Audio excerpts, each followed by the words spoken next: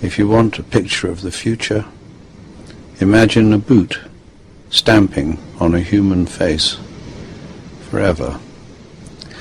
The moral to be drawn from this dangerous nightmare situation is a simple one. Don't let it happen. It depends on you.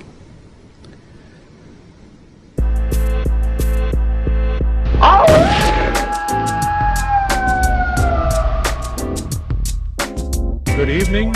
Welcome to the Granada Forum, an organization dedicated to the truth. At the end of the program, our speaker's presentation, there'll be a question and answer program without restriction. Feel free to ask any question. That's the true meaning of freedom of speech. Even the press is invited to ask questions if any of them are here. As children, we are taught of a word called character. As adults, we seldom run into those with it. Least wise in the media or inside the beltway. It takes character to stand alone and, like David, challenge Goliath. Like Terry Reid of Compromised, like Gary Aldrich of Unlimited Access, like Chris Reddy of Death of Foster, like Ambrose Pritchard of the London Daily Telegraph. We have men of character in our own midst. They seldom are forced into the limelight until the conduct of others that betray their public trust force the issue. The fabric of our society has been torn by some that have an agenda and have suppressed it.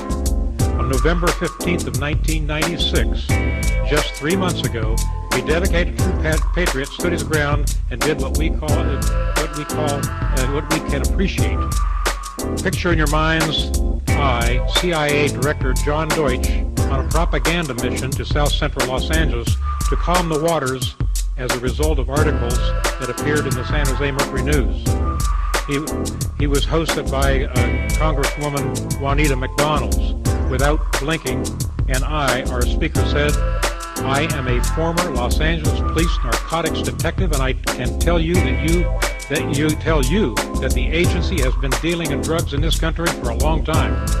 It is my distinct pleasure and honor to greet in the behalf of the Granada Forum and introduce a man that deserves our respect and attention. Please welcome Mr. Michael Ruppert."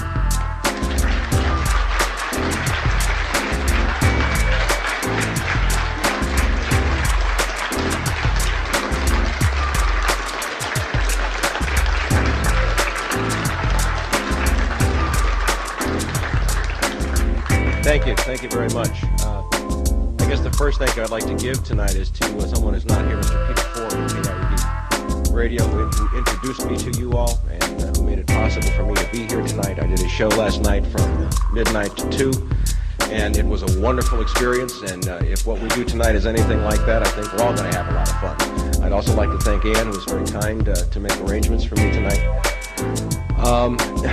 In 19 years, this is the first chance, believe it or not, that I have had to address an assembled group of people on one issue and to teach what I know and to share my experiences. I've done it in snippets, I've done it on radio talk shows, but never with the opportunity to lay out some evidence and make a case, and I'm very grateful for that. It was a long wait.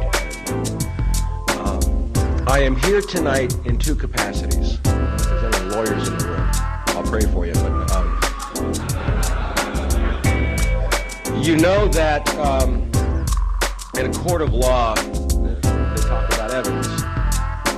And one of the first kinds, and actually the most preferred kind of direct evidence, is witness testimony.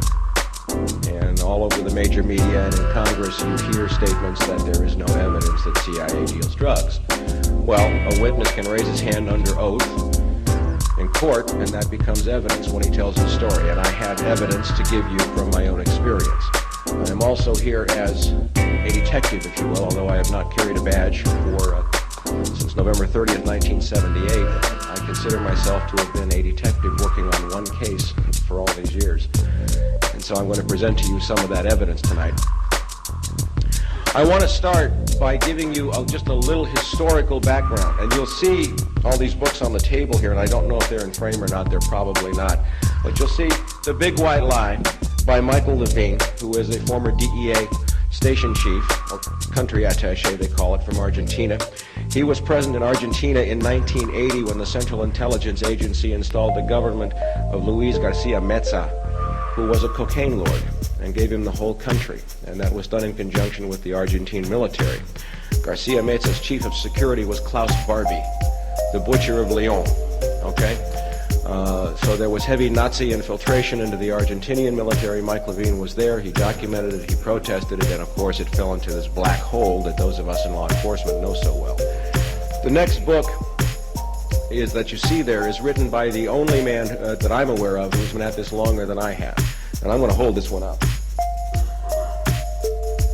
It's called The Politics of Heroin. It was originally called The Politics of Heroin in Southeast Asia by Professor Alfred McCoy. Published first in 1972. That's 25 years ago. Okay?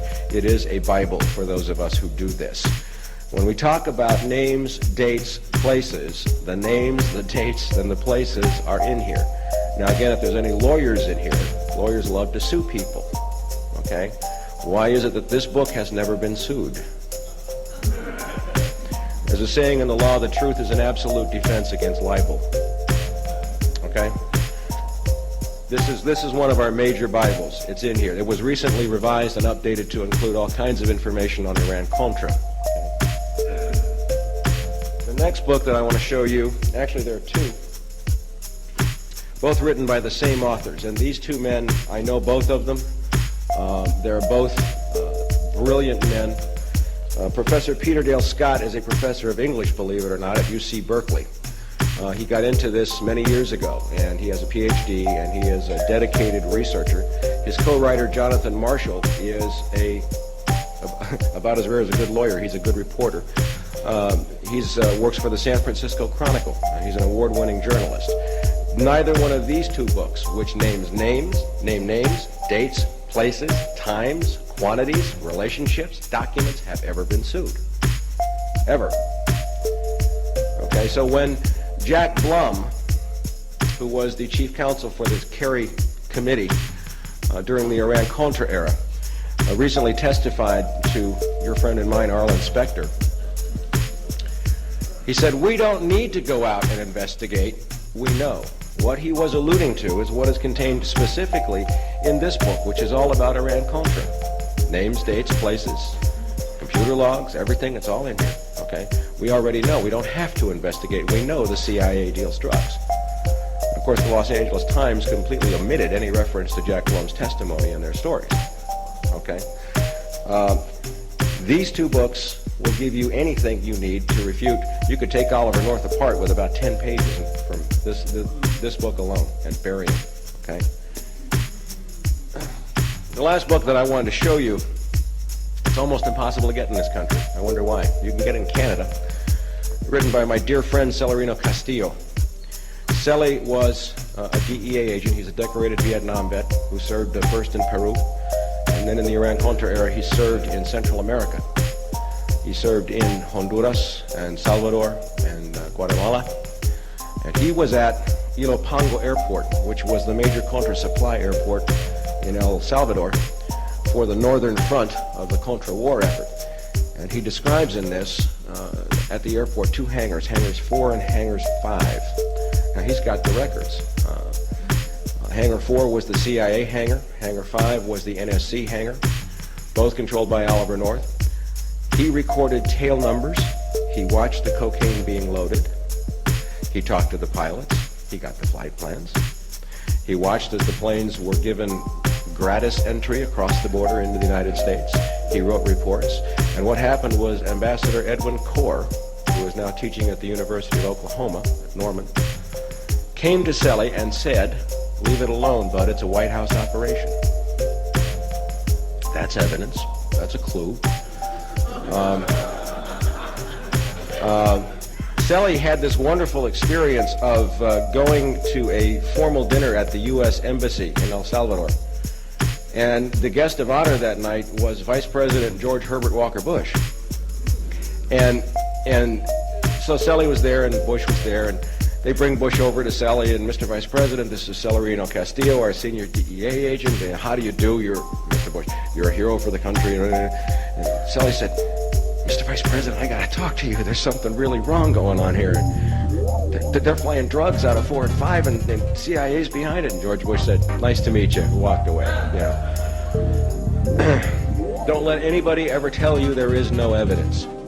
There is a mountain of evidence already in existence. Okay, it is irrefutable. It is ironclad. All right. Now, given that, I want to paint a little picture for you. I want to go back historically because my own experience is going to add a little dimension to this for you. Picture that I have a blackboard behind me, which I don't. Okay, but say there's a blackboard, and we're going to say that right here is Southeast Asia, and then right here is the United States, and right here is South America, and over here is the Middle East. Okay. Somebody was talking earlier about organized crime and CIA, and of course my opinion is CIA is organized crime.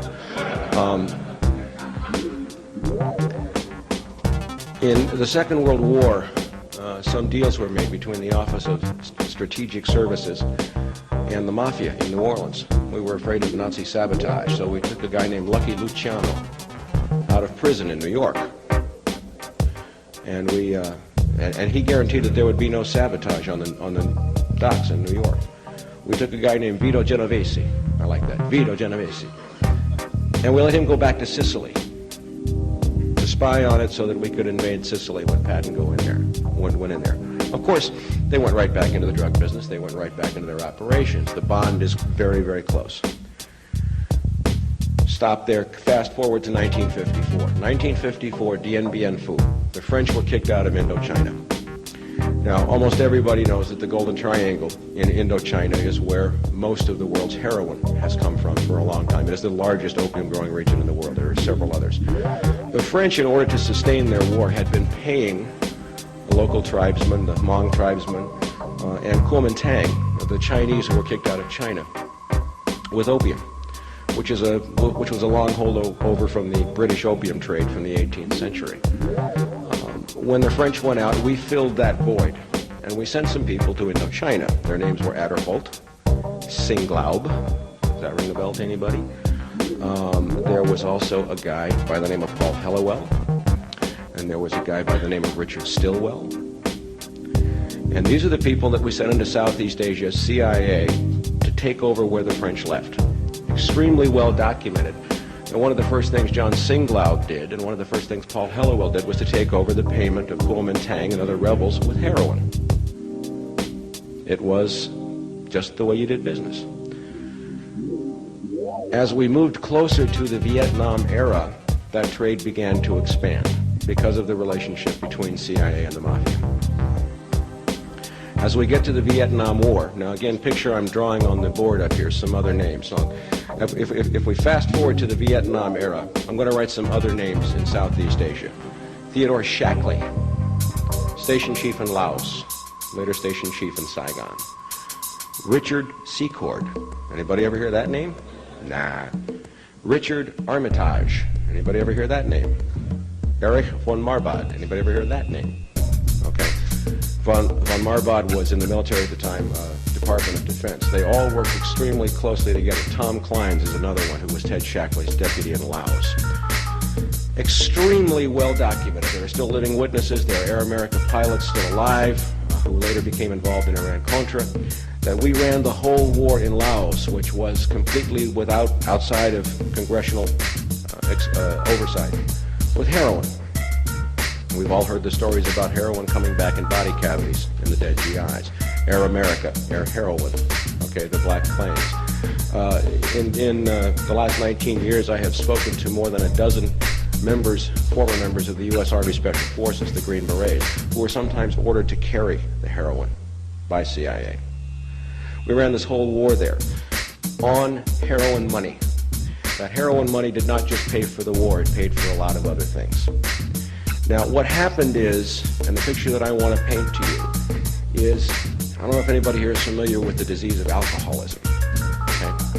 I happen to be an alcoholic. I'm sober 14 years. Okay? So I know a little bit about it. And what happens is that it's a progressive disease. One is too many, and 10,000 is not enough. Once you take a little, you have to take more. And there's no way to stop until you crash and burn, until you eventually burn yourself out. What happened in Vietnam was that by 1970, the heroin trade had spilled over and we were selling it to our own GIs. 1/3 of the GIs in Vietnam were addicted to heroin when they came back. Okay, they were smoking it or tooting it. They'd get what's called a stomach Jones. So that war continued, I think, until a military-industrial complex kind of milked it for all it was worth, and until white middle America took to the streets. Okay? 1975, it ended. Now I'm going to tell you about my story because this is where I come into the picture. I come from a CIA family. I was born in Washington, D.C. My father was an Air Force officer. He worked for Martin Marietta, building the Titan 3Cs, which put up the Keyhole spy satellites. My father's cousin, Barbara, was CIA. Her husband, Sam, had been OSS even before CIA. They both did 25, 30 years and retired from the agency. My mother had been Army intelligence working in the code-breaking section in the Pentagon during the Second World War. So I come from a family of spooks, and I will tell you, it was a dysfunctional family.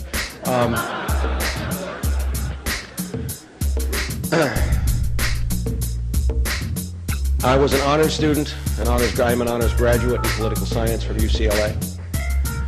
I went there from 69 to 73, and I was one of 2 living Republicans on the UCLA campus during those years. The other one was a guy by the name of Craig Fuller.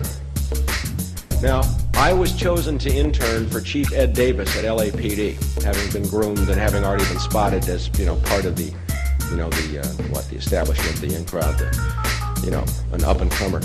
Craig was chosen to intern for Governor Ronald Reagan. Craig was George Bush's chief of staff during Iran-Contra. As I was chosen to intern for Chief Davis, I was exposed to people from Army intelligence and an operation known as Garden Plot. I was told that I had a Q clearance when I was 20 years old, and I had to go home and ask my father what the hell a Q clearance was. I didn't know. In the Organized Crime Intelligence Division, I got exposed to one guy in particular by the name of John Xavier Bach, and I was told that he was a CIA-connected guy in LAPD. Well, it gets to where I'm just about ready to graduate from UCLA in 1973. I'm, magna cum laude, and the world is my oyster. I had interned for LAPD for 3 years. My family buys me a plane ticket. I go back to Washington, D.C., and I go for an interview with the CIA in the old executive office building. And there's this guy behind this desk with this huge CIA emblem on the wall behind him. And he says, Mike, I've looked at all your stuff. You're just a wonderful kid. You got a great background. You're in great shape. What we'd like you to do is to graduate from UCLA, join the CIA as a case officer, and a case officer is the highest rank within the agency. That's the highest level. There are levels above that, but that's the creme de la creme. And we want you to then, after you're a CIA case officer, go back and go through the Los Angeles Police Department Academy, and LAPD will be your cover. I sat through the interview, and I got a stack of papers about that thick for my clearances, and I said, thank you very much, and I came back to LA, and I threw them away, and I said, that's illegal, I don't want anything to do with that. I joined LAPD in 1973, was valedictorian of my academy class, went to work in an area called the Jungle, which is down near Crenshaw and Martin Luther King. Was having a great time. I was a good cop. I loved it. I never had so much fun in my life. I mean, it was what I wanted to do, and I thrived on it. I specialized in narcotics, and then I met and fell in love with a CIA agent. She came to my regular old cop bar, and we met and fell in love. This is what we call the unofficial recruitment.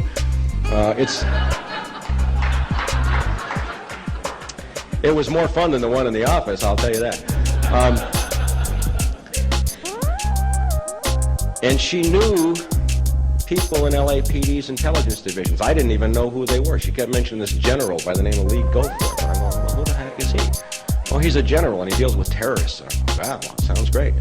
Then she'd mention organized crime figures. Carlos Marcello, New Orleans. Hank Friedman, Dan Horowitz, other names like that. And then she'd tell me things out of my confidential personnel package at LAPD. There are 2 packages, one in your division and a master one at Parker Center. And then after a while, when we got engaged, she said, I work for the government. My people are very interested in having you go to work for me, or for us. Bada bing, bada boom. And then she started taking trips, and she'd come back from Hawaii, and she'd say, yeah, I was in this room, and there were 50 kilos of cocaine and close to 1,000 M16s. Now, me being a narc, by the way, LAPD, when I was in Watson, I confronted John Deutsch, said, he's never worked narcotics. Okay? United States Department of Justice Drug Enforcement Administration, Michael Craig Rupert, that's me. I didn't get it for writing parking tickets. I just wanted to do that in case LAPD was wrong.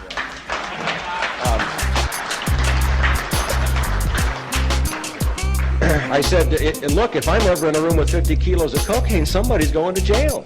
I mean, what's wrong with you people?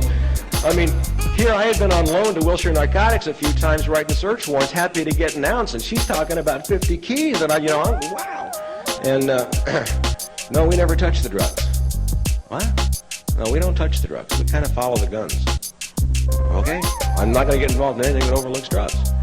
Well, she related the same stories as having occurred in Baja California, in Del Rio, Texas, in the Bahamas, in New Orleans. And I kept saying, it was long before Mina. This was in 1976. We hadn't even got to Mina yet. And I kept saying, I'm not going to, and I thought it was some kind of test. I thought they were testing my integrity. I'm not going to do anything that overlooks drugs. Forget it. I'm a cop. Anyway, after a while, it became clear that I was not going to roll over, and she disappeared very suddenly. Right after she disappeared, a bunch of Italian thugs walked into my mother's real estate office. And then I found myself on loan to Organized Crime Intelligence Division, and who do I wind up working with but a guy named Lee Goforth, who was the senior detective, Detective 3 in Organized Crime Intelligence, and a brigadier general in the California National Guard. He was also LAPD's representative to LEIU, Law Enforcement Intelligence Unit, which is very heavily influenced by the alphabet soup. His younger partner, Norm Bonneau, and who's in OCID, but John Xavier Bach. So now I'm having all kinds of weird things happen. Hang up phone calls, burglaries, I'm getting followed. I have to spy on my mother, gather intelligence. This is a little stressful. In 1977, I got burglarized. Now, she left saying that someone was trying to kill her, and that was the cover. Somebody stole one of my guns. Somebody stole a photograph of her. And somebody got an address that I had just gotten on her in New Orleans. So my captain, who was, to this day, one of the finest men I've ever known, a guy by the name of Jesse Brewer, who was the black police commissioner here in Los Angeles during the time of the riots, a wonderful human being, went to bat for me, says, look, OCID is lying, what do you want? Take a vacation. I went to New Orleans, and that was the biggest mistake of my life. I got to New Orleans, and she's got an apartment with a scrambler phone. And I didn't know what it was. It's just like this 8-pound telephone, that looks like a normal phone, but it has a little thing that you plug into a wall socket. When you plug that in, and I had to describe it years later to an Air Force officer. He says, that's a KY3. At the time, it required a TS clearance, a TS or crypto clearance. She had this black night vision device that she carried around in a paper bag. Naval and Air Force NCOs from Belle Chase Naval Air Stations were bringing her communiques. And it was funny because they'd be in civilian clothes, but they'd have the military shoes on and their military ID card sticking up out of their shirt pocket. I mean, great disguise. And they'd bring these sealed communiques, and then there was this guy named Freddie, who had been a veteran of the 3rd Battalion, 5th Special Forces, who she went out with at night. And I got to meet a whole bunch of people who worked for a company named Brown and Root, major CIA contractor. They built Camaron Bay. They are one of the major homes of sheep-dipped employees. For those of you who don't know what sheep-dipping is, it's when CIA takes a guy out of the agency spy school and puts them in IBM or some company as their cover to go travel around the world. So all these people are shipping out for Iran. Oh, by the way, I didn't mention that Teddy grew up with the niece of the Shah of Iran. And she used to get letters all the time from Iran. And Teddy was American. And one time the Shah's nephew, Shahryar, came and picked her up, took her out to dinner. So anyway, I'm watching her make arrangements for all kinds of guns to leave. And then later I'm hearing her make arrangements for certain packages to be dropped off on oil rigs in the Gulf. And they would be stashed on the oil rigs down on the pilings. And bubbleheads, as they call them, deep sea divers, hard hats, would go down and pull up the packages of heroin at the same time that a service boat coming out to bring food would arrive at the oil rig, not subject to customs search. And the divers would just toss the heroin on, then Carlos Marcello controlled the whole dock operation in New Orleans. So here I saw, and CIA was, the name CIA was dropped 6 or 7 times while I was there. I saw scrambled communications and letterheads and all this stuff.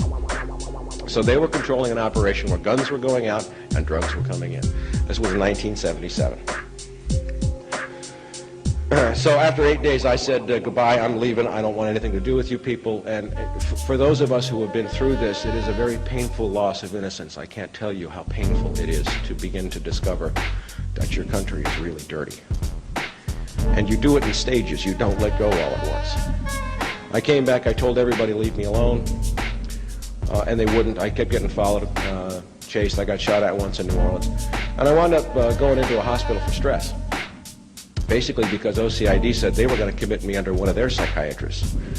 So I said, okay, I'm going into my own hospital, and I got tested 8 ways from Sunday, and they said I was perfectly sane, and I fought a little battle. It was injured on duty. I returned, earned the highest rating reports possible in LAPD, was about to be promoted, was on staff at the police academy, and the Iranian Revolution broke loose, and I started to make some more connections, and that's when I started getting death threats and burglarized.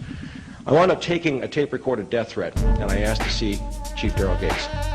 Where do you go if organized crime intelligence is lying to you? In LAPD, there is no place else you go but the chief. And I said I got a problem because Daryl Gates had just been made chief, and his bodyguard driver was a guy by the name of John Xavier Vach. And I said, I can't see Daryl Vach's there because he's CIA. And I got a message back from Sergeant Pickering, a friend of mine who had relayed the message. Well, the chief realizes that somebody may be trying to kill you. He's kind of busy. He can give you 5 or 10 minutes in a week or 10 days. Would you like to make an appointment? I want to show you something.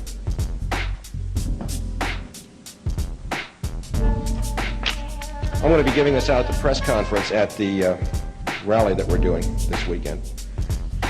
This is from the Los Angeles Times, and the date on this is November 17th, 1984. Officers moonlighting probed. If you read this, it talks about a detective who went back to organized crime intelligence named John Xavier Vach. And then it says here, copies of official records of the California Department of Justice that contain information about criminal history of members of the Jewish Defense League according to the government code. Turned over a transcript of the conversation between Glowley and Earl to an employee of the Central Intelligence Agency, who Rapaski identified as Jack Harmeyer. He was moonlighting for the Central Intelligence Agency on city time, and he was convicted in municipal court. Okay? No corroboration for my story whatsoever, right? Not according to the LA Times. I had alleged in 1978 that he was CIA. Okay? So I wound up resigning. I got an attorney, and I got an attorney who was a former FBI intelligence agent. Don't hold it against me. Look, we have to learn. I was way ahead of you guys on this, This was in 78. I went to the FBI. I wrote to Sam Hayakawa, Bob Dornan, Alan Cranston. Sam Hayakawa was a very gracious and wonderful gentleman. He was the only elected official who ever went to bat for me. In all these years, he is the only one who ever did. Anyway, got on the record wherever I could, and I documented everything I had seen in New Orleans.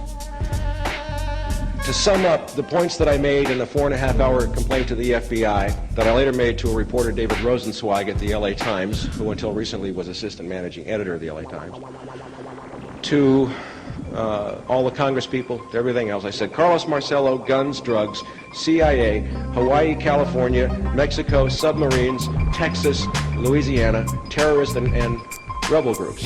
That was in 1978. Item from the Los Angeles Times. You're gonna love this one. Guns for drugs trade booming, reports disclose. From Newsday. Times didn't write it, but they reprinted the story from Newsday. Okay. And what it says is, Carlos Marcello, guns, drugs, terrorist groups, Baja California, submarines, Texas, Louisiana, the Bahamas, and everything I had said a year before. The LA Times said, there's no story here. No corroboration. David Rosenzweig, after this came out, was promoted from staff writer to assistant city editor. Okay. I called the writer for that story, Tom Renner, And I mentioned the name Bonneau, and he said, wait a minute, LAPD, Bonneau? Turned through his pages. I've got this guy Bonneau's name in connection with a CIA machine gun factory in Mexico. Oh, wait a minute, okay. So he says, call this investigator, Bill Christensen, who's working for DeConcini's Committee on Improvements in Judicial Machinery. Great name. So I call Christensen up and I run through all the stuff. Now I know CIA is dealing drugs, they're protecting Marcello, they're hand in glove, they're partners, and CIA is profiting from the deals. Okay? I call Christensen, I lay it out, he says, you're right. My offices are bugged, I'm getting followed, we were burglarized last week. This is a Senate investigator. This is 1979. Okay. He says, we'll get you back here to testify. That was the first time I was promised I could testify. Short time later, I had to start looking for a job. I was a writer, and I'd been laid off from one writing job, and I couldn't find a job anywhere in this city, and I would see unmarked LAPD cars turning up outside of places where I go for interviews. After about 3 weeks, I took a job at a 7-Eleven store because I needed to eat. My first day on the job, somebody calls up and says, is Mike Rupert working today? My second day on the job, I was arrested for selling liquor to a minor. The second time I was shot at after that, I was dead drunk. I was on my lawn. I mean, I really didn't care much anymore. And somebody shot me. I didn't even bother to report it at that time. You know, I was just ready to give up. But you can't give up. That's what I found out.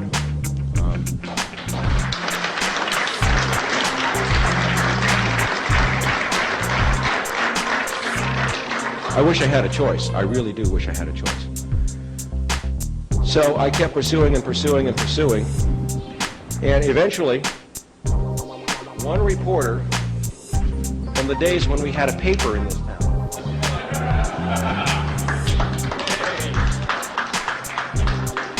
Randall Sullivan.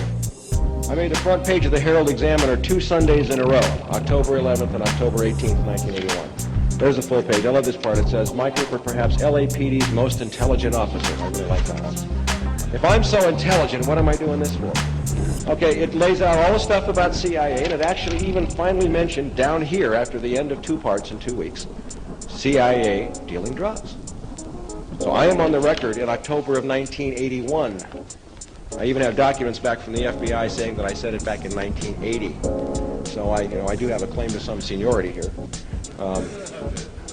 What that gets me, I have no idea. Now, by this time, Ronald Reagan is president. Craig Fuller is assistant to President Reagan for Cabinet Affairs. Craig Fuller's name turns up in this article. I had a letter from Craig. Anytime you're in Washington, come and see me. I'd love to see you. So I fly back with part 2 under my arm. October 26th, 1981, I'm invited into the West Wing of the White House. And I get into Craig's office in the basement. Now, the Senate was going to say that, Senate Intelligence was going to say I was never there because 2 original White House letters were burglarized from my home just 3 months ago. The same day that a senior investigator for Senate Select, Al Cummings, called me and asked me if I had original letters on White House stationery. He's been very helpful, by the way, though. I mean, he told LAPD he was doing an active investigation. Yeah, we were trying to get these letters, and everything Mike says is true, and we had trouble faxing them and all kinds of shit. Excuse me, I said a bad word. So anyway, I get into Craig's office, and just for the record, Craig's office, if you're looking at the West Wing, you go in through the portico, you take a hard right past the receptionist, and on the far side of the reception area, there's a very steep and narrow staircase because it's built over so many years. You go down to the bottom of the staircase, you take a hard right and come back, and he had the corner office facing Pennsylvania Avenue at 17th. Tell me I wasn't there. Okay. I sat in his office and we talked for a while, and then I said, Craig, you look, CIA's really heavily infiltrated LAPD, and CIA is complicit in bringing drugs into this country, and it's wrong. Now, I'll tell you exactly what Craig said. He did not move, he did not breathe, he did not anything until I changed the subject. Okay? Not, oh my God, I'm a public servant, what you're alleging is a great outrage to the American people, it's an offense to the Constitution and any sense of decency possessed by any human being anywhere in the world. Not, my God, this is terrible, somebody needs to look into this is awful. He just sat stone silent. And then George Bush made him his chief of staff. in the second Reagan term. Now, I remember walking out of the White House and saying to myself, "Self, where do I go now?" I came back to Los Angeles, and it was one of several times I tried to put all this behind me, and of course events just kept catching up again, because in 1981 Oliver North was just getting started. Now, in January of '82, I went to UCLA, which was my school, and I sought out the ranking expert on Middle East affairs in the political science department, a guy named Paul Jabber. You're going to love this story. So I go to Paul Jabber's office. Now, by now I've pieced some stuff together about why the guns are going and where they're going. And I've narrowed it down to probably the Kurds, maybe the Baluchis, and it had to do with arming a group in Iran to fight somebody, mildly in connection maybe with the revolution, but I wasn't sure. But I had names of people like Shackley, and we'll get to that in a minute. So he says, "My God, Mike, your analysis is brilliant. Did you know, by the way, that I was a CIA consultant and a State Department consultant for Jimmy Carter?" Do you ever feel like God's following you around with this stuff? And I said, "No." And he said, "Listen, I have secrecy oaths, and I have these agreements that I've signed. I can't tell you outright. But why don't you go read the New York Times on these dates, articles by C.L. Schultzberger and William Safire, and look up the Kurds and tell me what you think." So I went and did it, and I pieced it all together. And what happened was, in March 3rd, 1975, April 1975 is when Saigon fell. Remember the context of history. March 3rd, 1975, the Shah of Iran and Saddam Hussein signed the Treaty of Algiers. We had been arming the Kurds for decades to fight against Iraq so that Iraq could not attack Israel. Okay? Through Iran. And what the Shah said was, "Saddam, if you give me the Shatt al-Arab waterway, I can double my oil exports, and I'll cut off all aid to the Kurds, and you can massacre them, and then your army's free to do whatever you want to do." So they shook hands at the Treaty of Algiers, March 3rd, 75. Within weeks, about 8 to 10,000 Kurds were massacred. So I pieced it together, and I went back to Paul Jabber, and I said, well, what happened was then, in order to keep the Kurds alive, they used the opium smuggling routes, Kurdistan being, by the way, the second largest opium growing region in the world, to smuggle out opium, which was made into heroin and sold here to buy the guns to keep the Kurds alive. He says, you're absolutely right. The decision was made at the National Security Council level. Read that, folks, that's the White House. To sell heroin to American citizens to keep the Kurds alive. Okay? Maybe that was just a pretext. Right on. You guys pay him or what? Okay. Remember Southeast Asia here when I said some names like Ted Shackley, Tom Clines, Richard Secord? What happened in 1975? The Vietnam War ended. Ted Shackley moved and became Deputy Director of Central Intelligence in charge of covert operations for the Middle East. Richard Secord was transferred to Iran as the air attaché. Richard Armitage was transferred to Iran on missions connected with banking and finance. Is this beginning to sound familiar here? Is there a pattern shaping up here somewhere? Okay. The same players from Southeast Asia moved to Iran. The same players from Iran in 1980 moved into Pakistan when the Russians invaded Afghanistan. Everywhere these people go, there is a huge boom in the drug trade.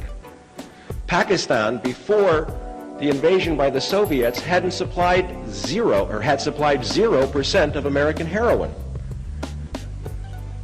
Afghanistan. Well, no, they invaded Afghanistan, but all the American supply operations were run from Pakistan. The Mujahideen were armed through American bases in Pakistan, over into the border. By the middle of that conflict, 40 to 60% of the heroin in this country was coming from, guess where? Pakistan. Duh. So now we move to Iran-Contra.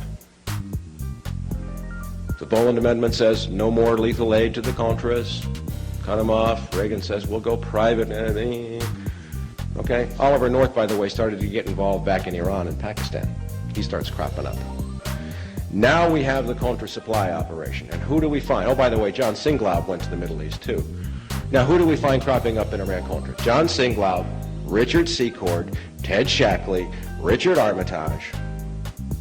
All the same people, Oliver North. Again, the same people for 40 years, 50 years have been doing the same thing. Okay?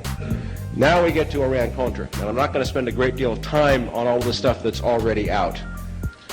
I will give you one specific case illustrating, and that's the case of Juan Ramon Mata Ballesteros of Honduras. And during the early years of the Iran-Contra era, Honduras was supplying approximately 50% of the cocaine consumed in this country through Mata Ballesteros. Dewey Claridge, CIA station chief, had contracted with Mata's airline, Setco, for exclusive contracting for Contra supply operations. DEA station in Honduras was ordered closed in 1982. Juan Ramon Mata Ballesteros was very closely connected with a Mexican cartel run by Felix Gallardo and Rafael Caro Quintero. Everybody remember Kiki Camarena? Kiki Camarena was investigating Gallardo and Quintero. He was chasing a CIA drug ring when he was murdered. And I have found one of the men, the CIA agents, who was on the mission where Kiki was murdered. And we're going to get into that in a second. Now I want to backtrack a little bit. A lot has been overlooked about the role of the U.S. military in drug dealing, as ordered by the CIA. Over 20 years of my investigations, what I see is several things. First of all, what I call the shadow government, which includes many agencies, DIA, Defense Department, NSA, they're everywhere, okay, had used large components of the military. Many people here, let me ask, is anyone here familiar with the Watchtower missions? I see a couple of hands. Okay. Watchtower missions took place in the mid and late 70s. Elements of the 7th Special Forces Group, airborne, were ordered from Panama by a guy by the name of Edwin Wilson, on orders from a guy by the name of Tom Kleins, Ted Shackley's deputy. Ted Shackley is now out of the agency, to take special action teams into Colombia and plant radar beacons so the cocaine flights can fly below radar and land at Albrook Airfield in Panama. Special Forces troops were there, including one William Tyree, as Manuel Noriega meets the aircraft, along with Ed Wilson and a guy named Michael Harari of the Israeli Mossad. Okay? There were 3 series of these missions, each commanded by a different Special Forces colonel. All of these Special Forces colonels are dead. Actually, there are 5 Special Forces colonels who have been murdered: Baker, Rowe, Cutolo, Malvesti, and Bayard. Okay? It centers around an affidavit called the Cutolo Affidavit. These are some of my documents relevant to Watchtower. And I'll tell you right up front that the affidavit of Ed Cutolo, colonel at 10th Special Forces, he went from the 7th to the 10th, this is the cover sheet, was not written by Colonel Edward Cutolo. One of the reasons why I know that is because he refers to the Panamanian Defense Forces, and Ed Cutolo was murdered in 1980, and they weren't named the Panamanian Defense Forces until 85. Okay? But everything in his affidavit has been corroborated. He left files with people at the NSA. And I know who the people are, but we're not going to discuss names there. Every aspect of the Watchtower missions has been corroborated independently by other affidavits. We fast forward to 1978, 79, 80. Cutolo is now commander of 10th Special Forces Group Airborne at Fort Devens, Massachusetts, and we have an operation known as Orwell.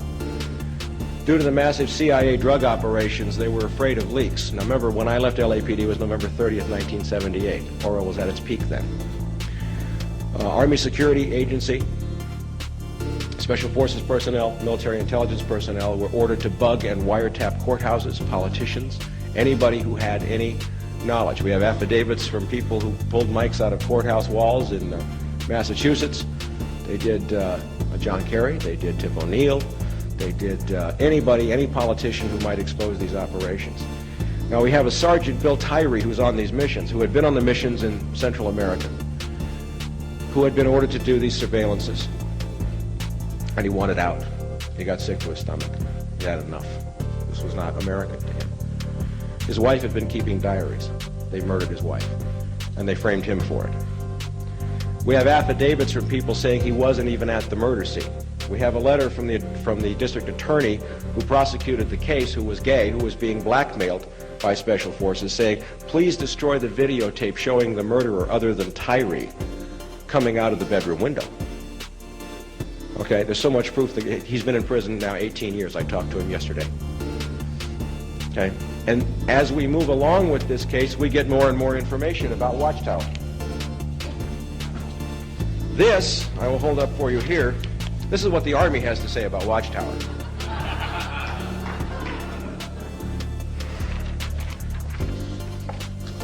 And then they say it never existed. Just, it just wasn't there. The Central Intelligence Agency, if I can find it quickly, and I probably can't, but I have documents that he got from the Central Intelligence Agency, says there was no Watchtower mission. It's a 6-page letter in response to his Freedom of Information Act request. They go through 3.5 pages of there is no Watchtower and bada bing, bada boom, and then it says at the end, we are reviewing all of our Watchtower documents because we've had so many requests for them, and as soon as then they wrote him and said, can we have our last letter back? Believe it or not, they did. These people are not as smart as we give them credit for. They use fear as a tool, okay? There is so much evidence about Watchtower, and I have spoken to many Special Forces people. This came out, by the way, through Bo Greitz, who I've met several times. After Paul Neary of the National Security Agency died of natural causes, it was forwarded to Bo, and Bo started to release it in the early 90s. And there is a ton. I mean, if this guy ever gets a trial, he's free. In my speech Saturday at the rally, I'm going to be talking about Bill Tyree.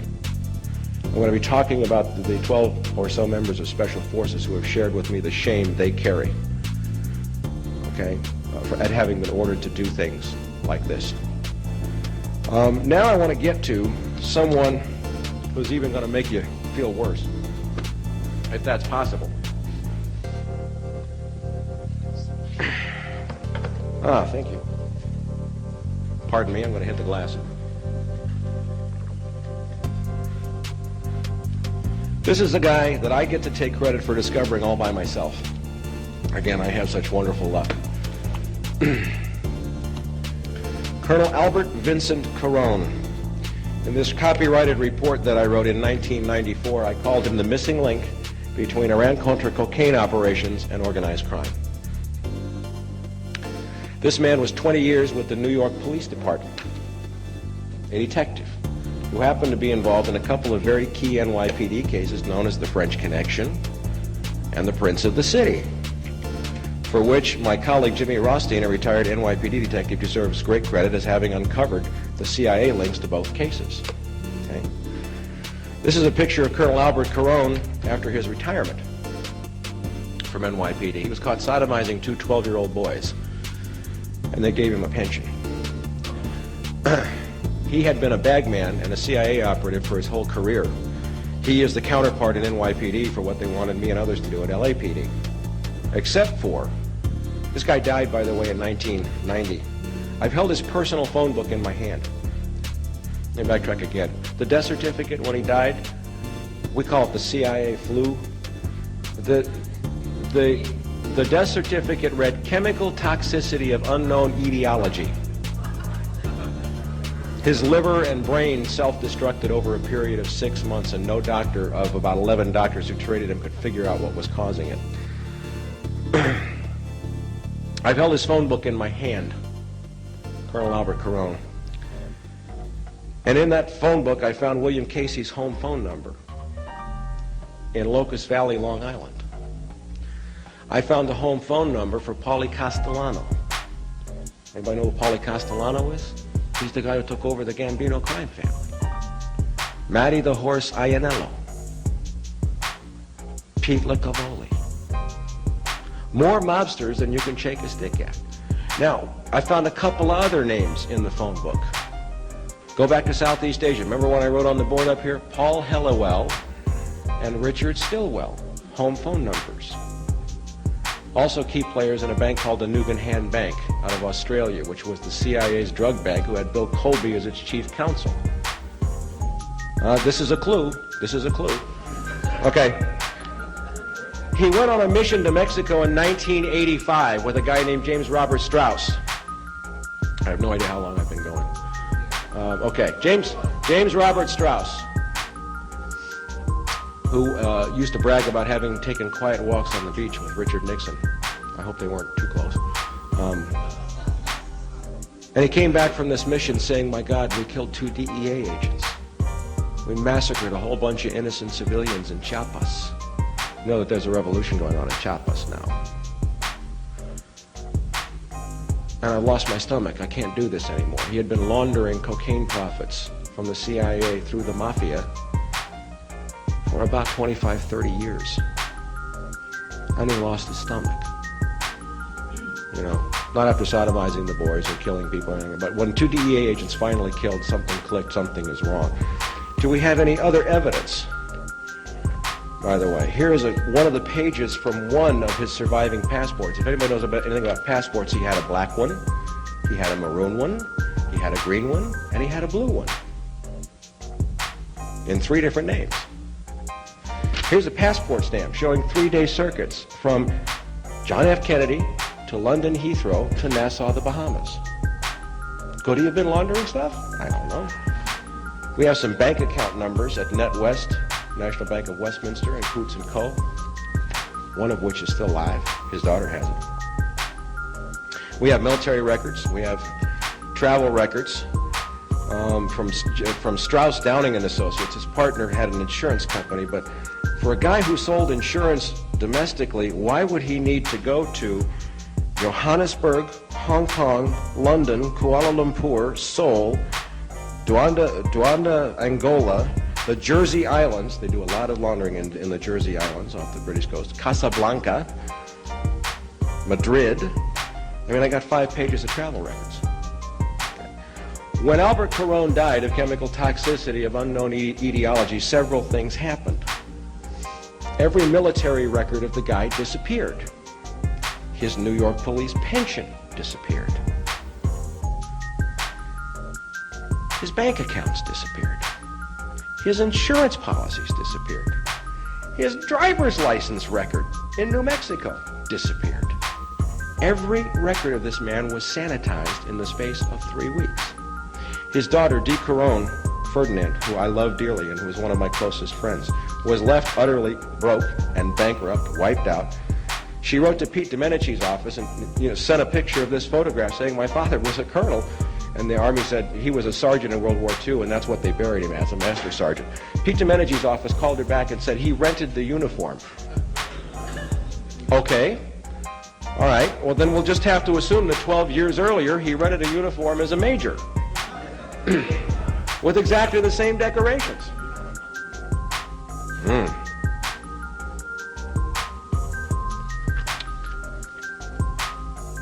She really went to bat because everything was sanitized, and she admits that her father was not a good man, but everything that he had left her was wiped out, and she lost probably $25,000, $30,000 of her own money, and she is dying to testify before Congress.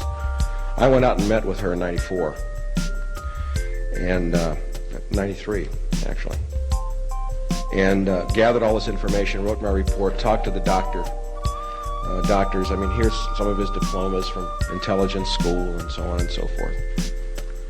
And he was involved with people flying drugs in and out of Mid-Valley Airport, and Mid-Valley is a counterpart to MENA. The only reason why MENA is so popular now is 2 reasons: because of the size and quantity of drugs and because it was Bill Clinton's state. But there are many MENAs in this country. Don't confuse yourself here, folks. Many MENAs, everywhere, okay? So after doing all this investigation, photographing everything that I could, I said to her, well, from my research and all these years of study, there's only one guy in the world I can think of that you need to talk to who can help you do anything about your father's case. His name is Ted Shackley.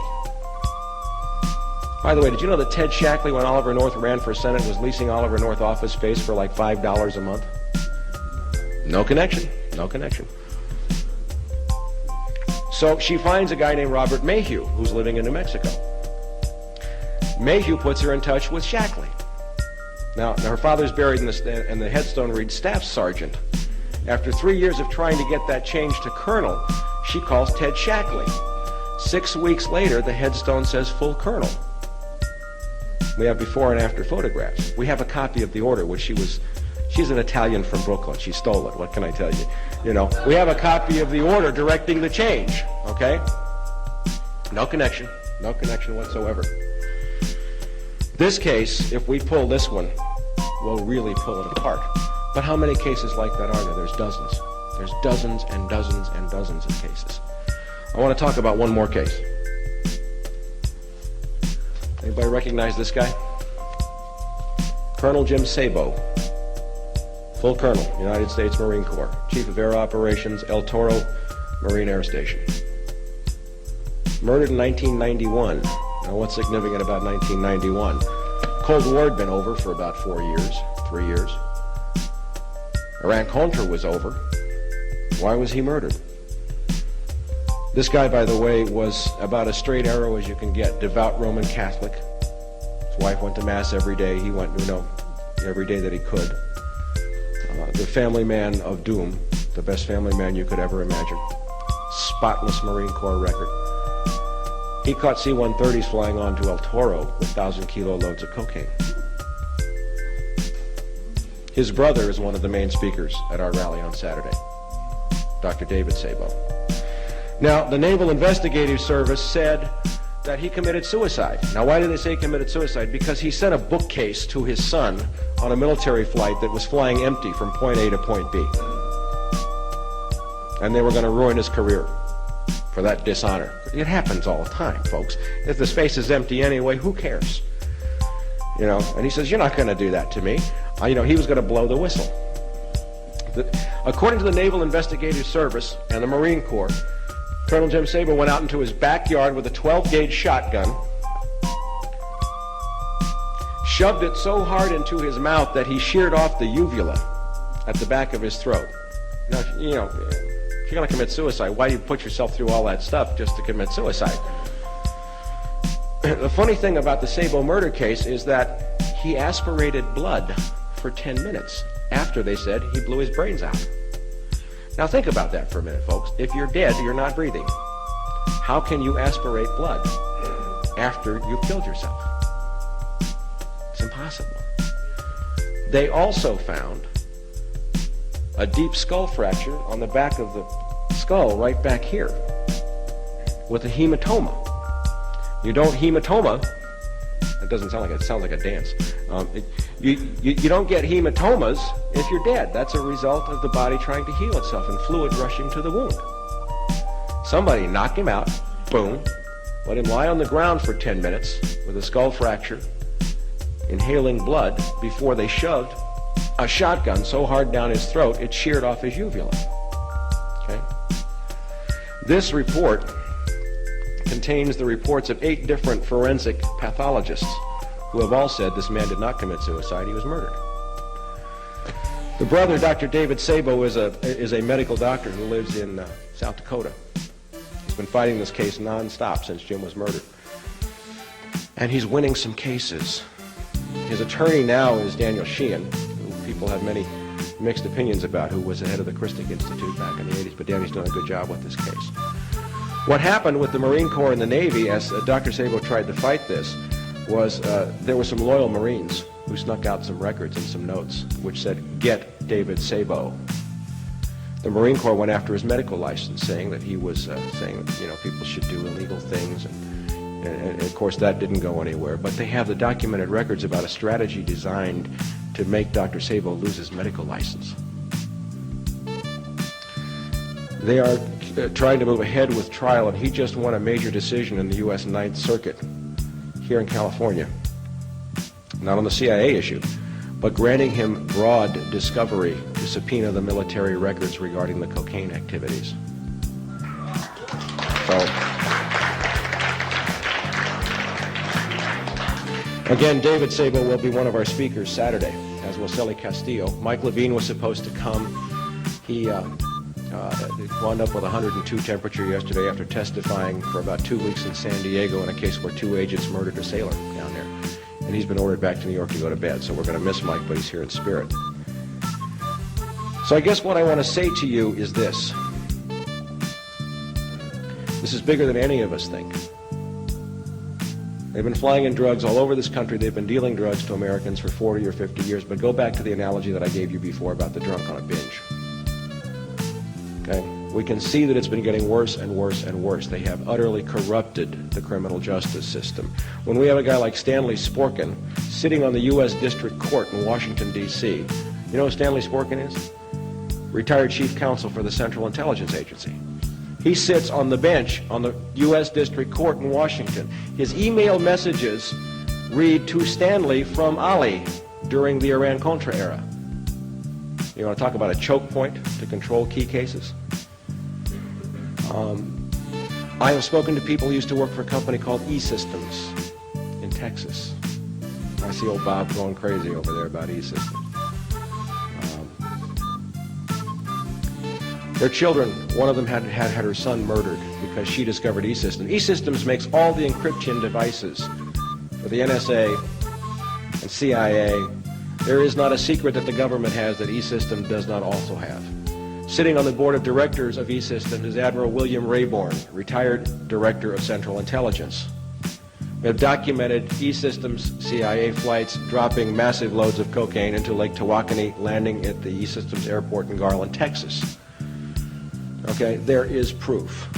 There is an enormous amount of proof. What do we do?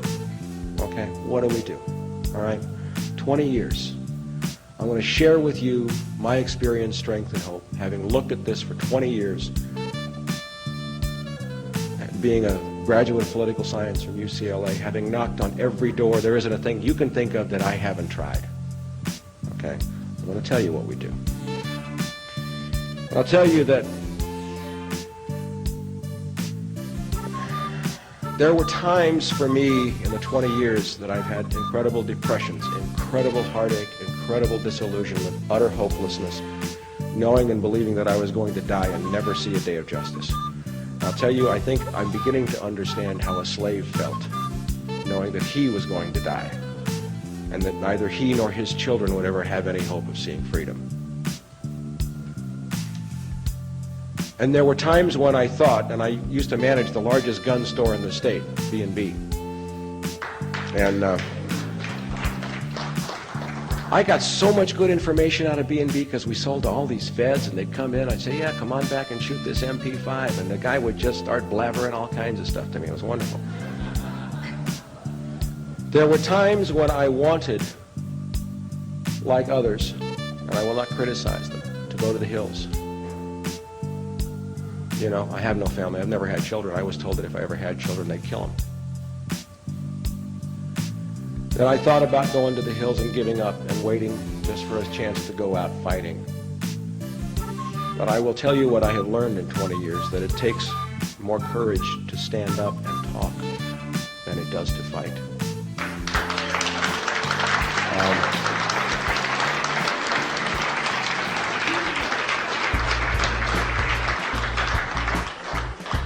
What is happening now, and in a minute or so, I'm going to turn it over to Mike Novick from the Crack the CIA Coalition.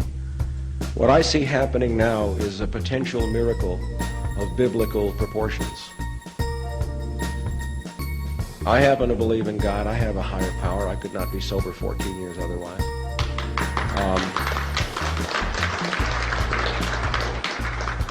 I do not believe that my God has ordained for me suffering. I don't believe that he has ordained an Armageddon. I don't believe that he has asked me to do anything but to do the right thing in faith one day at a time. What's going to happen Saturday is that, in one sense, the lion is going to lay down with the lamb. These people who are in the Crack the CIA Coalition, of which I have been a part now for, I guess, about a month or so, 6 weeks, whatever, are people you would not ordinarily associate with. On a daily basis, I work hand in hand with a former Black Panther. Okay? There are people from socialist organizations, and there are people from labor parties, and there are black militants, and there are Indians and Hispanics and Democrats, you know.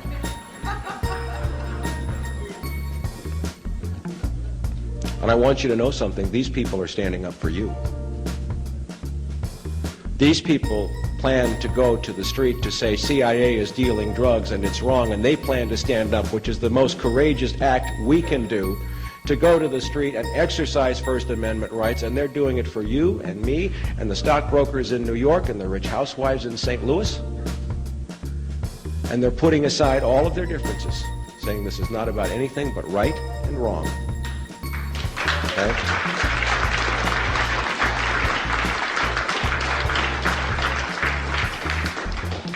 See, what the agency, what the shadow government has done for so long is to pit us against each other, black against white, against rich, against poor, against gay, against straight, against cop, against...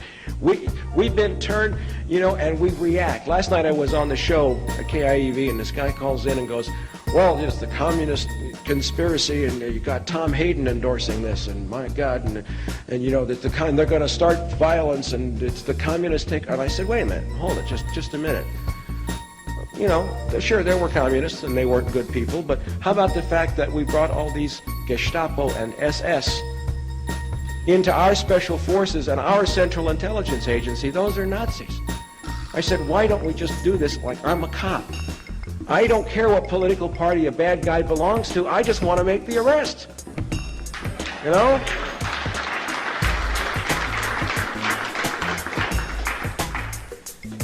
If we can do what I'm hoping we can do on Saturday, we will have 10, 15,000 people in the streets, and I pray to God some of you are there. And there are people coming from various parts of the country, and there are people from the right as well. And we can have a show of Americans standing up in the street for American rights, so that when we do get justice, everybody can go back to doing their own thing. But if we do not hang together, we shall all surely hang separately. Okay?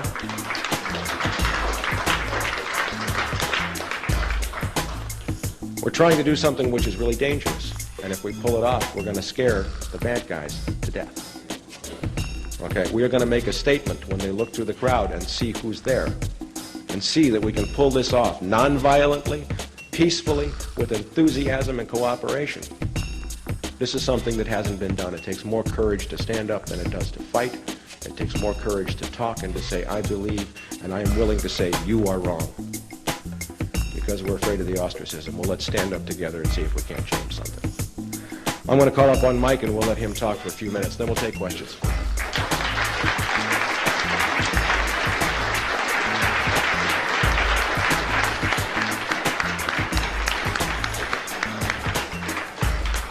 But talk about a tough act to follow. That's a pretty amazing set of facts, but really the life that this man has lived to come to this moment and be here with us, I think, is incredible. And I really want to thank Mike for his tremendous courage and his openness to just deal with the truth and to speak the truth and to, face the consequences of that. And I think it's something we all have to do. And I am here basically tonight to tell you a little bit about the Crack the CIA Coalition and about the demonstration. There are flyers here, and we'd like to urge you to take some flyers and pass them out in the next day or two to bring people. We want this to be as massive and as broad and as open and as democratic a demonstration as is possible to have. We have a set of principles of unity, and the principles are that we are opposed to the crimes that the CIA has committed against the people of this country and against other people around the world. And, I think one of the things that has come very clear to us in doing this work is that it's impossible to protect ourselves somehow by the use of agencies like the CIA, because the crimes that they carry out supposedly in our name somehow to protect the American way of life are crimes committed against us every single day, and that the crimes they committed in Nicaragua and the crimes they committed in other parts of the world inevitably are going to affect us, and we see the destruction they've created, the devastation, not only in South Central Los Angeles, but in every village and hamlet in this country. And crack is not something now they thought that they could dump in one community and somehow destroy that community and not have it spread out throughout this society. So we're seeing tremendous connections between what's going on. And, people here I know have no love for Bill Clinton, I'm sure. And I think it's important to understand that the people in this coalition are not in any way part of the coalition that Bill Clinton represents. The people in this coalition are a coalition of forces trying to claim their humanity, defend themselves, to recognize the need for solidarity to deal with this. And, I've been on talk radio and I used that word once, and somebody said, when I hear that word solidarity, I want to lock and load. But I'm telling you that that's what you need.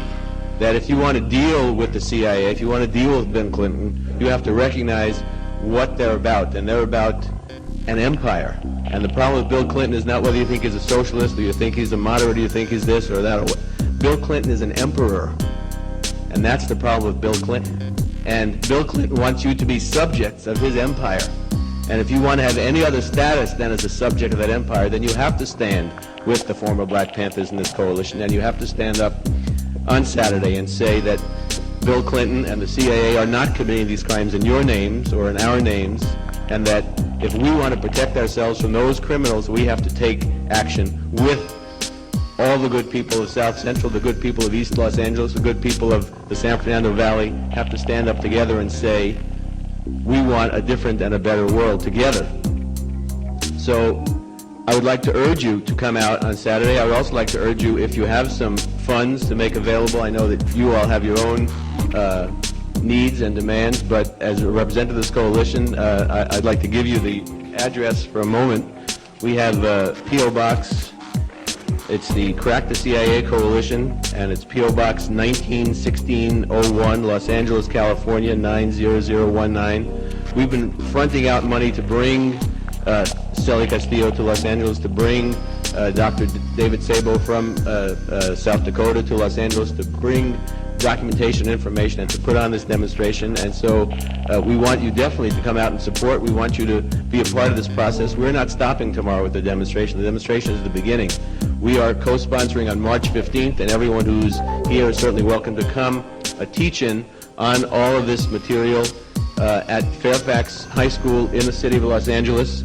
That'll be beginning, I believe, at 11 o'clock on March 15th, which is a Saturday, in about 3 weeks. We're going to be having Peter Dale Scott, the author of the books that Mike Rupert mentioned, Cocaine Politics. We're going to be having Dr. Alfred McCoy, the author of this, the leading book on this, what he referred to as the Bible. And all of this effort is the effort to expose these truths and these realities to all of you and to the rest of us, to educate ourselves, to mobilize ourselves, and to support each other in this movement. And that's what it's going to take. It's going to take a movement to resist, to counter the lies, and to expose ourselves to some truths that, people here are certainly, understand what's disseminated in the media bears very little relation to reality. But you might want to rethink some of the things that you have absorbed from those same media, criminalizing and castigating and demonizing people on the left who might have something to share and something to offer you. Demonizing people who've stood up. There's a man named Michael Zinzin, for example, who is involved with the gang troops, a former Black Panther, not closely involved in this coalition. But he is somebody who files were taken out of the LAPD to prevent him from running for the city council in Pasadena. These crimes go on and on and on, and they will not be stopped unless people stand up and say no more. So we're trying to do that on one particular day, but in a very long-term way. And we're happy to dialogue about these things, and I thank you for the time. I thank Michael for his tremendous presentation, and I think we all owe him a tremendous debt of gratitude.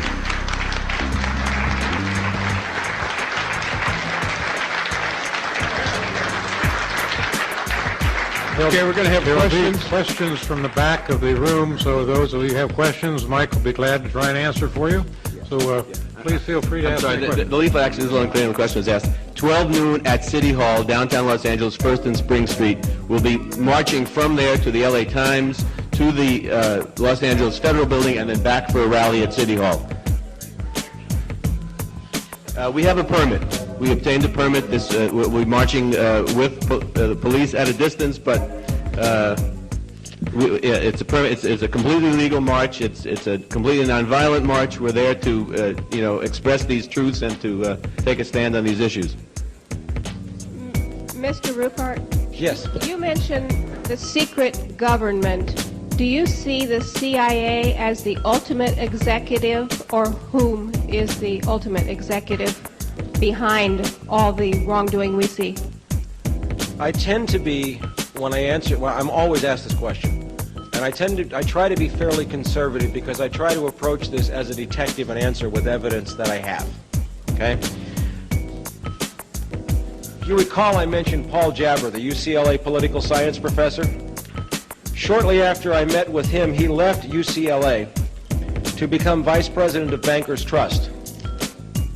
He took over as chair of the Middle East Department of the Council on Foreign Relations.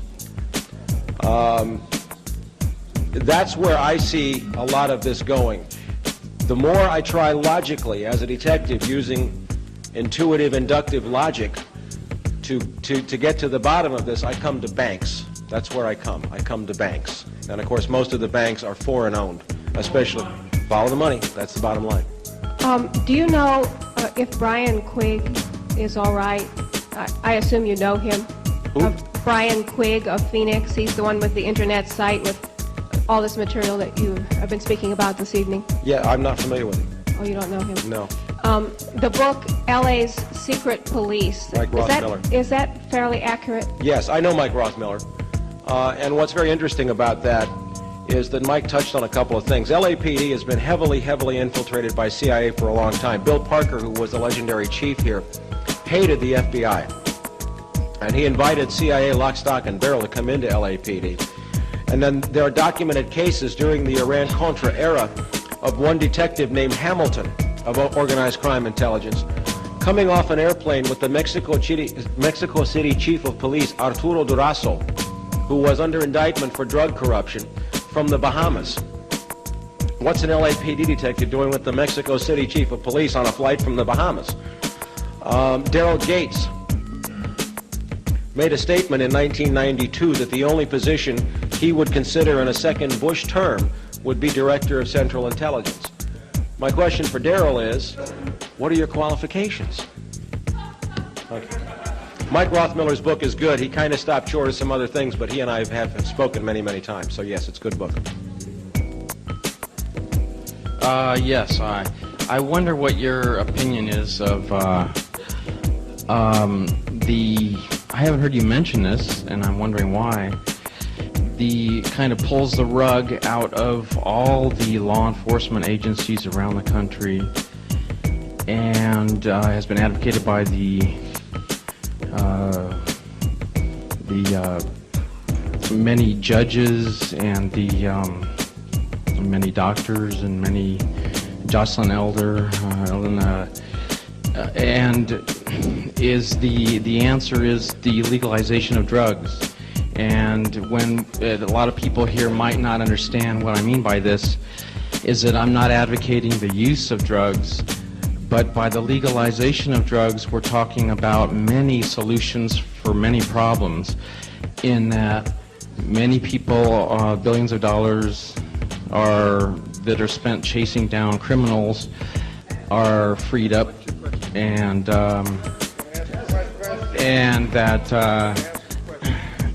that many crimes committed by these so-called druggies aren't committed because it's legally gotten. I guess I'm wondering what your opinion. I mean, it's just the simple solution for a whole lot of problems. I'm hoping everybody here thinks on this for a while, because it is the awesome solution for a whole lot of awesome problems.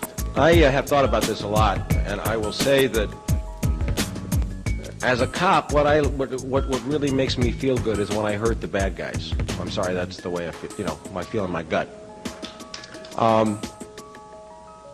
The way we hurt the bootleggers was to legalize alcohol. I do not advocate necessarily legalizing drugs, but maybe in certain cases decriminalizing drugs might be an answer. However, we're dealing with a situation.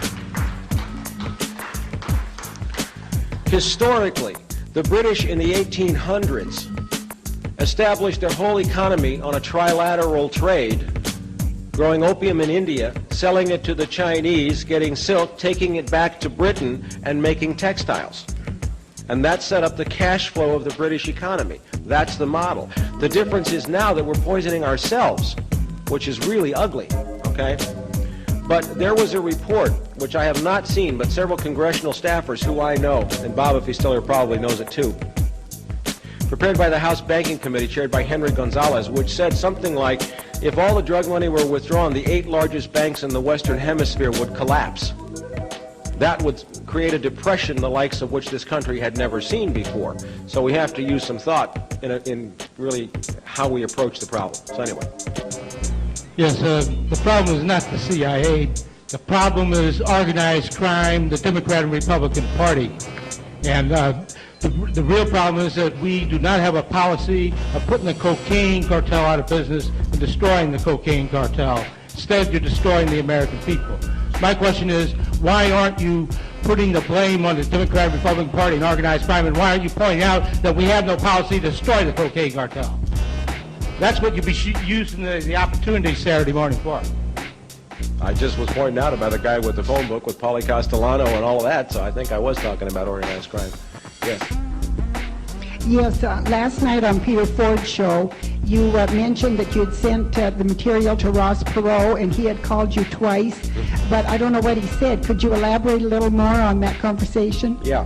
In, again, from the Los Angeles Times,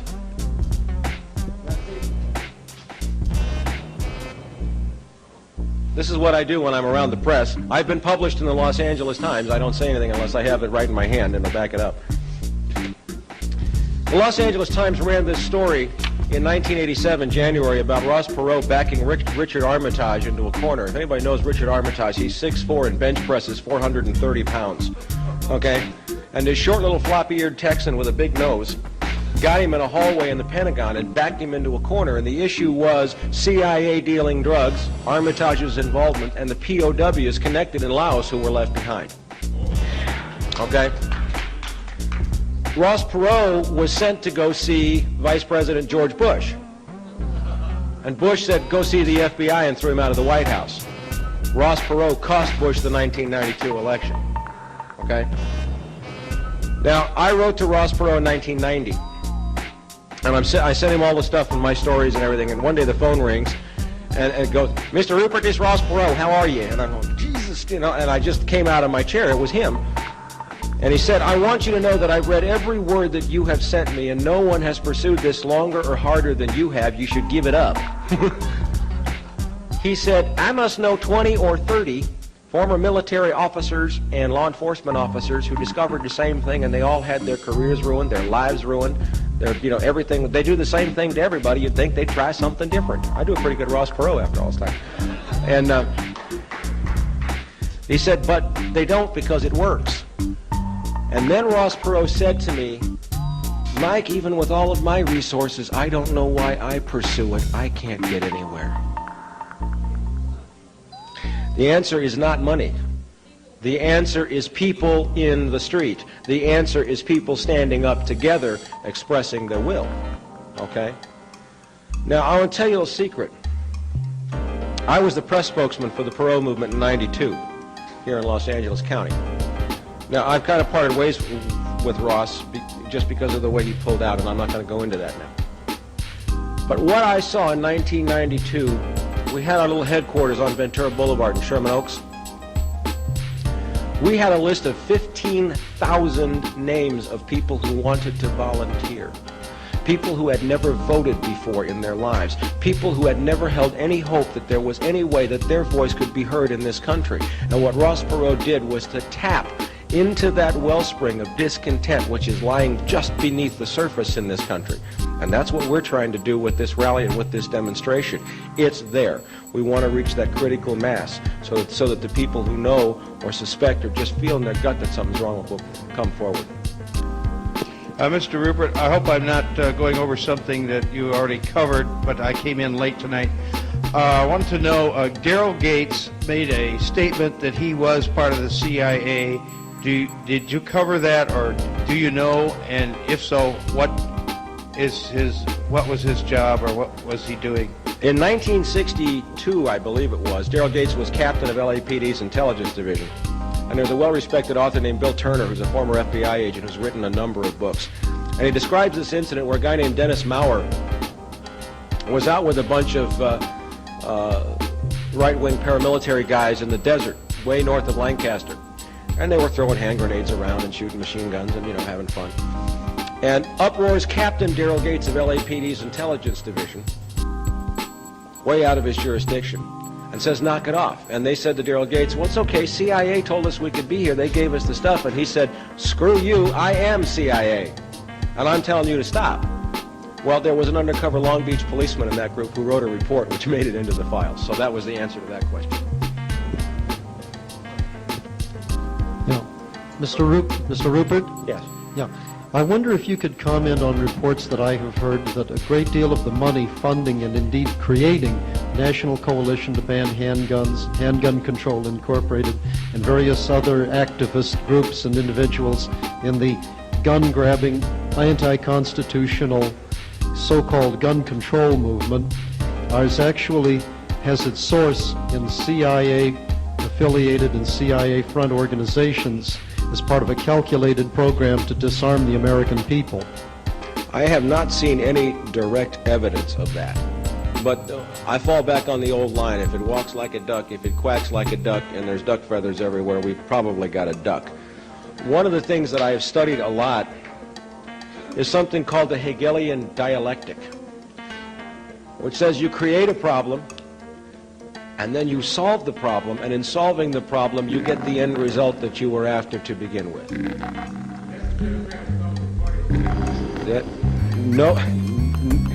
Nobody can dispute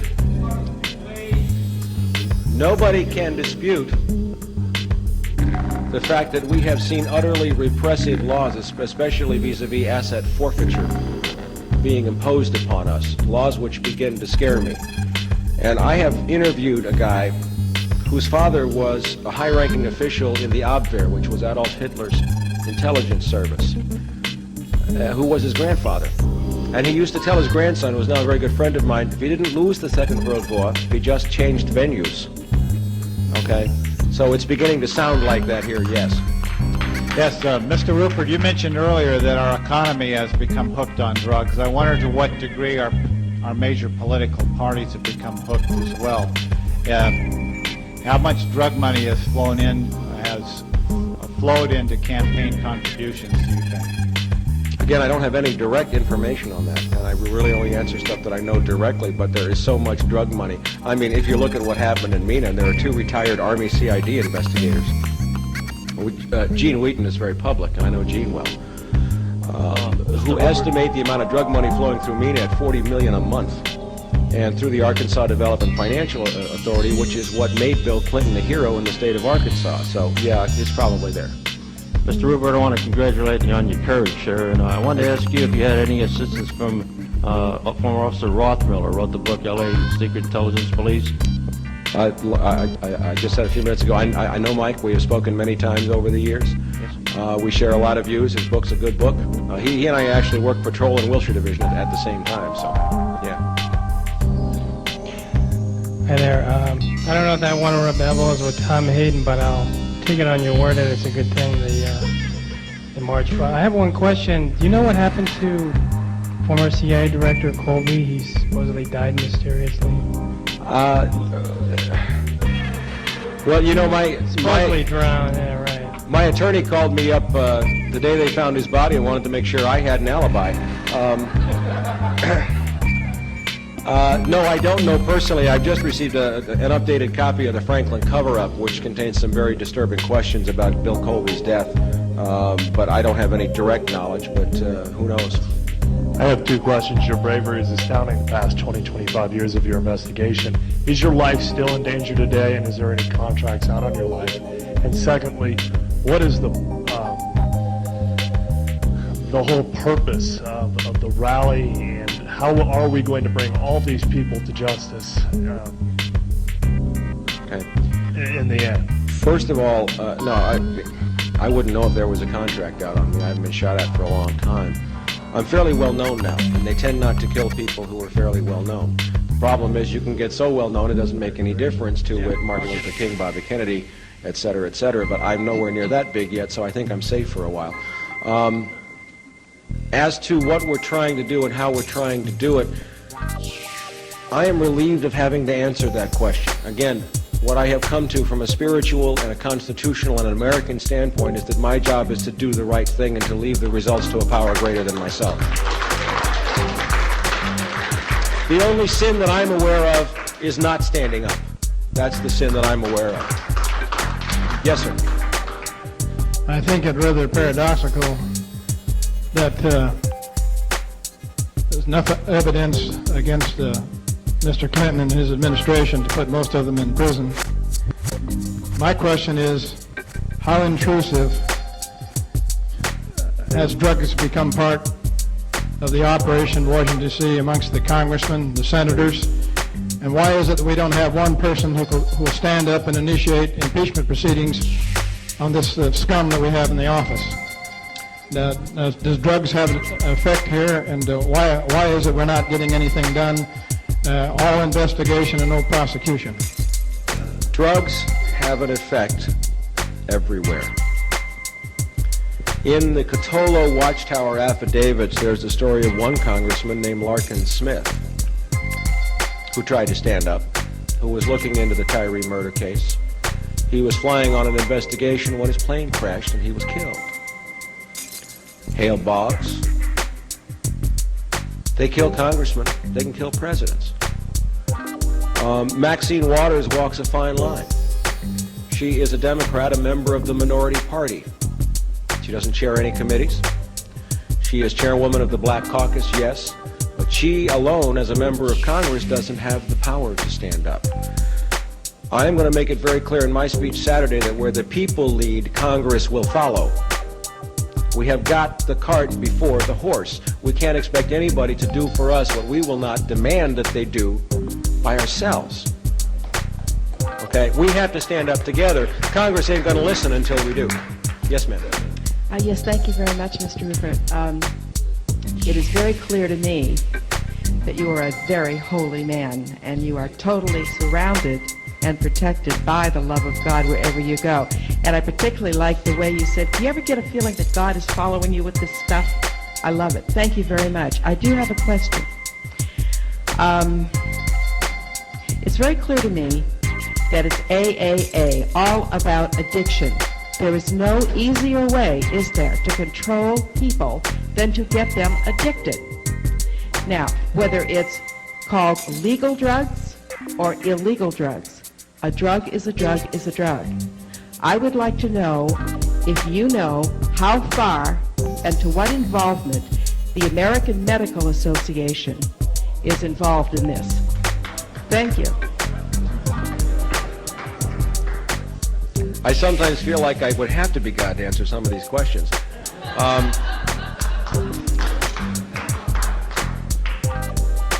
Let me put it this way. We have all heard stories about a dysfunctional family where a father is molesting a young daughter. And there are other children in the family, and there's a wife, and we look at these tragedies and we see how the wife ignores what's going on, and the other children ignore what's going on.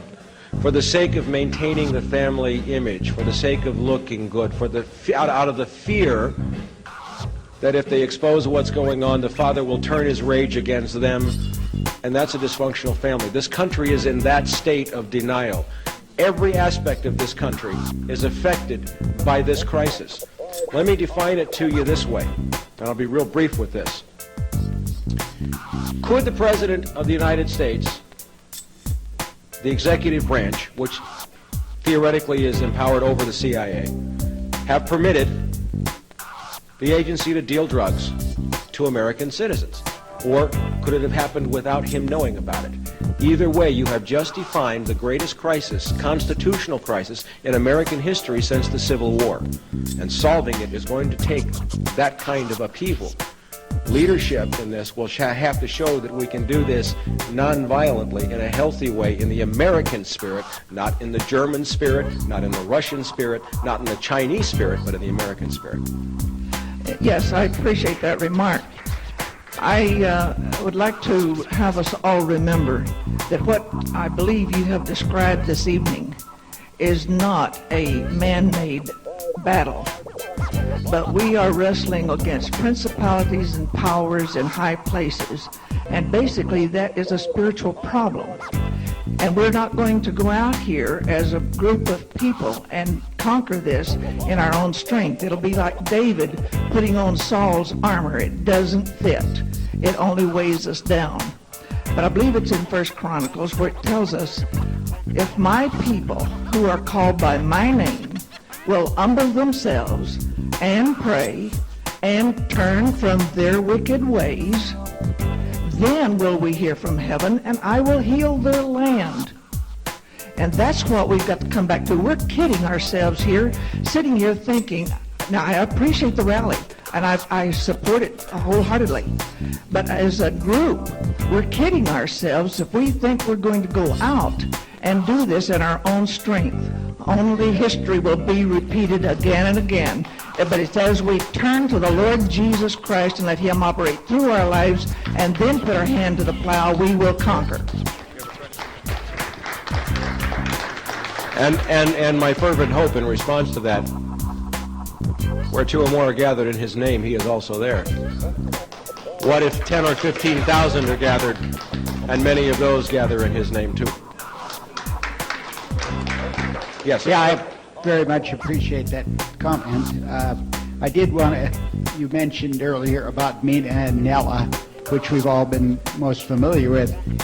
10, as far as my understanding goes, 10 investigations have begun, and I guess the 10th one is in some way going on now. But what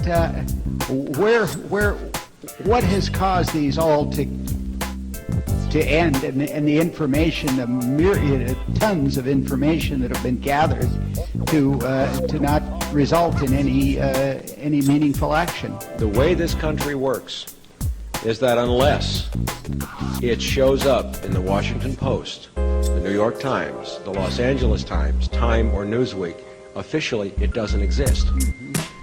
And there can be investigations until the cows come home. And, you know, the information is out there. We have it. I have it. Everybody else have it. Dozens of other witnesses have it.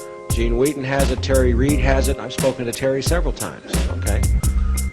The point is that we have to make something happen in the collective consciousness to get it out to where somebody admits it openly. Mike, just one moment on that. You know that we know two young teenage innocent boys were killed. And we know a number of other people relating to those deaths were also killed. And we do know that enough information is extant to make a case. It seems to me that a rifle shot has to be fired in order to break through this wall. Instead of these little hammers banging away, some focal point has to be singled out and just hammer it through till it breaks the dam. You raise a beautiful point. Mike wants to say something in a second, but let me talk to that point for a second. I have met all over the years, I have met people who were angry with the IRS, and I have met people who were angry over many, many different righteous, justified causes. But they have been a Tower of Babel. As I view this from a political standpoint alone, I see the single issue of CIA and drugs as being the one single issue which can crack the armor. And when will the armor crack? The armor will crack when a farmer in Iowa and somebody in St. Louis and Wisconsin and Colorado, who's middle America, who's, wakes up and catches on to this, that's when the armor will crack. And as far as I'm concerned, and I have many opinions about many other issues, publicly I speak only about CIA and drugs, because that's the one where I think we got a chance to win. Mike wants to say something. Yeah, I want to briefly say exactly that. The people have talked here about the Republican and the Democratic parties, and one of the things they always talk about is wedge issues. And they always want to try to drive a wedge. They want to drive a wedge between blacks and whites. They want to drive a wedge between Latinos and whites, between blacks and Latinos. They're constantly looking for issues on the theory of divide and conquer. And when they mean conquer, that's what they want to do. They're not just talking in, figurative terms. And we're looking for some cement. We're looking for things that are going to wedge us together in a way. And we're looking at this in the, say, as we say, crack the CIA. We want to find something that is going to affect the conscience and the consciousness of many, many people to see our commonality and our common struggle. And I wanted to respond to we want to destroy not only the cocaine cartel, but we're saying this is much bigger than the problem of cocaine. This is a systematic. In other words, before there was cocaine, there was heroin. Before there was heroin, there was opium. Before there was opium, they were selling liquor to the Indians. Before there was, they traded slaves for tobacco and addicted people. This is going back half a millennium and longer. I just want to say that one of the things about this coalition that I think will distinguish it is that we are not actually trying to get the government to do anything about this, because we understand that they are the problem. We are trying to affect ourselves. We're hooked into the recovery movement. It's not only, here's one person who says, I'm an addict, an alcoholic, whatever, but there are many, many people in the black community, groups called Mad Dads, many, many people who are saying we have to take the responsibility to transform ourselves, and by doing that we will transform this government and society. We're not expecting them to solve this problem for us. Michael, I'd like to thank you first for coming this evening, standing up, saying what you said. I respect you. I appreciate your being here this evening and what you said. I have a brief observation myself, and I'd like to get your response to it. And the observation is that Thomas Jefferson said that we need a revolution every 20 years. The last time the people of this country stood up and told the government enough is enough was 25 years ago, when we told them we'd had enough of Vietnam. And I think it's time for the people in this country to stand up and say, enough is enough, and we've had it. And if that's a revolution, and we can do it peaceably, in the streets like we did 25 years ago, but peaceably, then I'm 100% behind it. And I think it's an idea whose time has come, and there's nothing that's going to stop it. And I'm very glad that you're doing what you're doing, because we need it. Thank you. Your response, anybody else's response? All I can say to that is ditto. Yeah, I just want to make a comment that I think that rally will be real important to this neighborhood in showing and bringing it out to light to the average public how you aren't just hurting yourself when you use drugs, but you're hurting your country. And it's okay if people want to hurt themselves, but when you realize, and then people that are out there using realize that it's actually hurting their country, and their country's behind it, and you're sponsoring something that's going to break your livelihood apart and your other people, I think it's going to be bring a lot of light to the neighborhood. So, I think you're right.